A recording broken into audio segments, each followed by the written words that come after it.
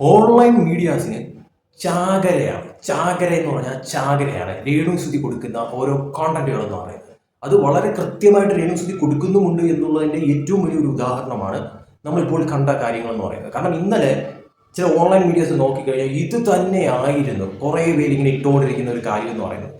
കണ്ട് ഈ പറയുന്ന ഇവർ പബ്ലിക്കായിട്ടുള്ള ഈ വീഡിയോസ് എല്ലാം ഇടുന്നതെന്ന് പറയുന്നത്. അപ്പോൾ ഈ വീഡിയോസ് കണ്ടിട്ട് ഇതിന്റെ കമന്റ് സെക്ഷൻ തുറന്ന് നോക്കുമ്പോഴത്തേക്കും കാണുന്ന ഒരു കാര്യം, ഈ ആളുകൾ ശരിക്കും രേണുസുതിയുടെ വീഡിയോ ഇടുമ്പോഴത്തേക്കും ആ വീഡിയോ കാണാനല്ല, അതിന്റെ കമന്റ് ബോക്സ് ഓപ്പൺ ആക്കിയിട്ട് അതിൽ വരുന്ന കമന്റ്സുകൾ കാണാനാണ് ആളുകൾക്ക് കൂടുതൽ ഇഷ്ടമൊന്നും. കാരണം അതിൻ്റെ അകത്ത് വരുന്ന അത്രയും അങ്ങേയറ്റം അപരാധങ്ങളാണ് എന്നുള്ളത് എടുത്തു പറയേണ്ടി വരും. കാരണം അതുപോലുള്ള കമന്റുകളാണ് അതിൻ്റെ അകത്ത് ഇടുന്നത് അത്രയും. കാരണം ഇതുപോലുള്ള വീഡിയോസ് വരുമ്പോഴത്തേക്കും അതിനനുസരിച്ചുള്ള കമന്റുകൾ നിറഞ്ഞ തരത്തിലോട്ട് കാര്യങ്ങൾ മാറും എന്നുള്ളത് വ്യക്തമാണ്. ഇപ്പോൾ ലേറ്റസ്റ്റ് ആയിട്ട് രേണുസുതി ഇറക്കിയ പുതിയ ഒരു വീഡിയോ ആണ് ഇതെന്ന് പറയുന്നത്. ഓൺലൈൻ മീഡിയാസ് അത് പല രീതിയിൽ പല ക്യാപ്ഷൻസും ചേർത്തുകൊണ്ട് സോഷ്യൽ മീഡിയയിൽ എടുത്തിട്ട് അലക്കുന്നുണ്ട്. ഇതൊക്കെ കാണുമ്പോഴത്തേക്കും ശരിക്കും പറഞ്ഞാൽ എന്താണ് പറയേണ്ടത്? ഇപ്പോൾ രേണുസുതി ചെയ്യുന്ന ഓരോ പ്രവർത്തികൾ, രേണുസുതിയുടെ അഭിനയം, രേണുസുതിയുടെ ഡാൻസ്, രേണുസുതിയുടെ പാട്ട് എല്ലാം ഓക്കെ അവിടെ ഇരിക്കട്ടെ.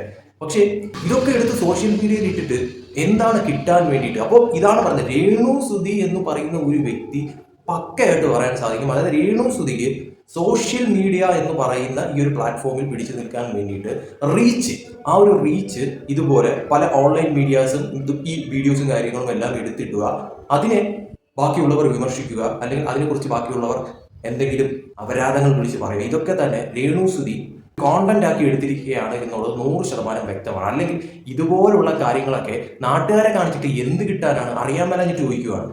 അപ്പോൾ എല്ലാ കാര്യവും രേണുസുതി ചെയ്യുന്നത് ശരിയാണ്, അല്ലെങ്കിൽ രേണുസുതി പാവം ജീവിച്ച് പോട്ടെ എന്ന് കരുതി രേണുസുതി ഇഷ്ടപ്പെടുന്നവർ പോലും പറയുമ്പോഴത്തേക്കും രേണുസുതി ചെയ്യുന്ന ഇതുപോലുള്ള കാര്യങ്ങൾ, അതായത് ഇതുപോലെ പബ്ലിക് പ്ലാറ്റ്ഫോമിൽ ഈ കാണിച്ചു കൂട്ടുന്ന കാര്യങ്ങളൊക്കെ തന്നെ അതേപടി എടുത്ത് ഇടുക എന്നുള്ളത് ശരിക്കും പറഞ്ഞാൽ രേണുസുതിയെ ഇഷ്ടപ്പെടുന്നവർ പോലും അയ്യടാന്നായി പോകുന്ന, അല്ലെങ്കിൽ അയ്യേ എന്ന് തോന്നിപ്പോകുന്ന തരത്തിലോട്ടുള്ള ഒരു കാര്യങ്ങളാണ് എന്ന് പറയേണ്ടി വരുവേ. കാരണം ഇതിന്റെ കമന്റ് സെക്ഷനിൽ തന്നെ അങ്ങേയറ്റം അധിക്ഷേപിച്ചുകൊണ്ട് കമന്റ് ചെയ്തിരിക്കുന്നതെന്ന് എടുത്ത് പറയേണ്ടി വരും. കാരണം ആരെയും കുറ്റമായിട്ടൊരു കാര്യമില്ല. രേണുസുതി ഇങ്ങനെ ഡേ ബൈ ഡേ ഓരോ കാര്യങ്ങളായിട്ട് ഇങ്ങനെ സോഷ്യൽ മീഡിയയിൽ ഇങ്ങനെ എടുത്തിട്ടുകൊണ്ടിരിക്കുവല്ലേ.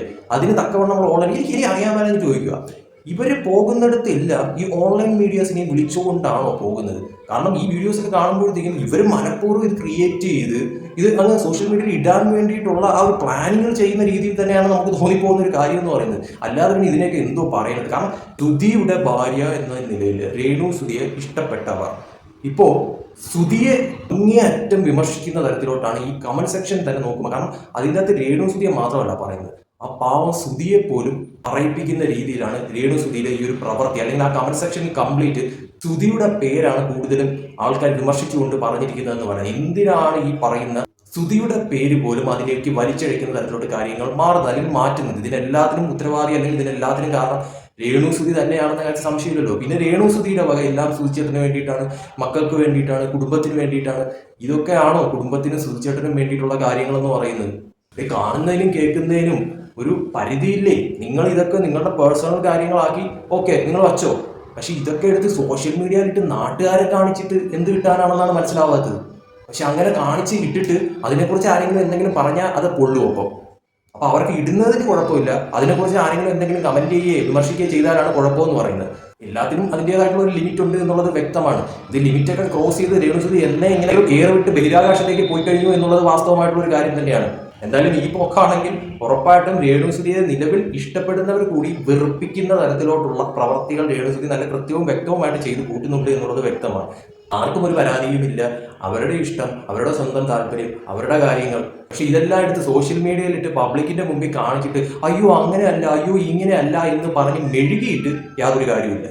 ജനങ്ങൾക്ക് നല്ല ബോധമുണ്ട്, അവർക്ക് നല്ല വ്യക്തതയുണ്ട് ആരെക്കുറിച്ച് എന്ത് പറയണം, അല്ലെങ്കിൽ എവിടെ എന്ത് കുറ്റം പറയണം, എവിടെ എന്ത് നല്ലത് പറയണം എന്നതിനെ കുറിച്ച്. ബാക്കി ആർക്കുമില്ലാത്ത കുറ്റങ്ങളും കുറവുകളാണ് രേണുസുതിയെ കുറിച്ച് ഈ പറയുന്ന പലരും പറയുന്നത്. അതായത് ഈ പ്രത്യേകിച്ച് സ്ത്രീകൾ ഉൾപ്പെടെ. കാരണം രേണുസുതിയുടെ കമന്റ് സെക്ഷനിൽ ഇപ്പോൾ കൂടുതൽ സ്ത്രീകളാണ് രേണുസുതിക്കെതിരെ പറയുന്നതെന്ന് പറയുന്നത്. അതായത് ആ കമന്റ് സെക്ഷൻ തുറന്ന് നോക്കുമ്പോൾ തന്നെ രേണുസുതി ഏതൊരു വീഡിയോ എടുത്താലും ഇപ്പോൾ ഈ കാണിച്ചിരിക്കുന്ന വീഡിയോയിൽ തന്നെ രേണുസുതി ഏറിൽ കയറ്റുന്ന തരത്തിൽ, അതായത് രേണുസുതിയെ ഓടിച്ചു വിടുന്ന തരത്തിലോട്ടുള്ള കമന്റുകളാണ് ഓരോന്നായിട്ട് ഇങ്ങനെ പൊന്തി വന്നുകൊണ്ടിരിക്കുന്നത്. എന്തായാലും എല്ലാം നല്ലതാണ്, ഒരു പരിധിവരെ എല്ലാം നല്ലതാണ്. അധികമായ അമൃതും വിഷം, ഇത്രയേ ഉള്ളൂ കാര്യം.